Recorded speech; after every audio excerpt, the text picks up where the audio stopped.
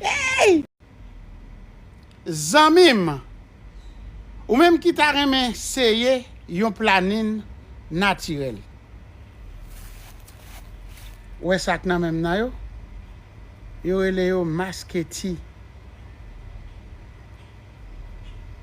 Là ou fin fè un ti moun, avant ou pral monter sous cabane yo pral mettre au coucher ya. Sou vle fè 5 ans ou pas fè ti moun encore, wap an prend 5 graines masketi, wap kalel ou brel. Sou vle fè 10 ans ou pas fè ti moun encore, wap prend 10 graines masketi, wap kalel, wap retire pok sou graine nan, wap pon ti de l'eau ou valel. Al seyel, wap bam nouvel la. Gen moun ki te konel, gen moun ki pat konel. Planine naturel, recommandé remède nou.